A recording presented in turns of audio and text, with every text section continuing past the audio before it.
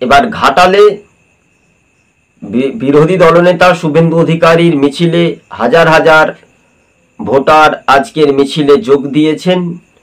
অর্থাৎ বন্যা কবলিত এলাকায় মানুষের সঙ্গে কথা বলেন এবং যত রকমের সহযোগিতা আশ্বাসও দিয়েছেন শুভেন্দু অধিকারী।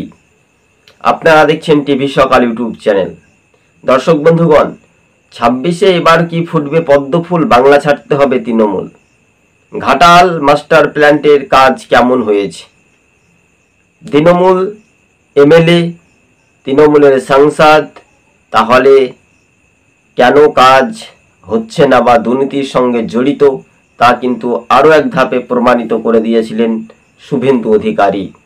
তবে আজকের মিছিলে হাজার হাজার সমর্থকদের যে ভিড় ছিল উপচে পড়া, চোখে পড়ার মতো। তবে এবার স্লোগান দিচ্ছে বিজেপির মণ্ডল ও কার্যকর্তার নেতৃত্বরা, তৃণমূল হটাও, রাজ্য বাঁচাও। 26-এ বিজেপি সরকার ক্ষমতায় আসবে বলে এমনটাই প্রতিক্রিয়া জানাচ্ছে। তবে রাজ্য রাজনীতির সমীকরণটা বলছে এবার কিন্তু হাওয়া কিন্তু একটা বদলাচ্ছে, তাই না?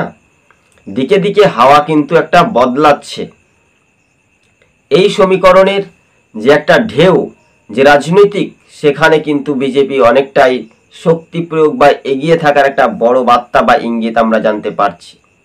তবে যারা তৃণমূলের ভোটার তারা পুরোপুরি বিজেপির দিকে এগিয়ে আসবে, এমনটাই সূত্র মারফত খবর। সম্ভবত দেখবেন ভোটের সময় পুরোপুরি তারা বিজেপিকেই ভোটটা দেবে, স্বাভাবিকভাবে যেভাবে আমরা জানতে পারছি বা আপনারাও পারছেন।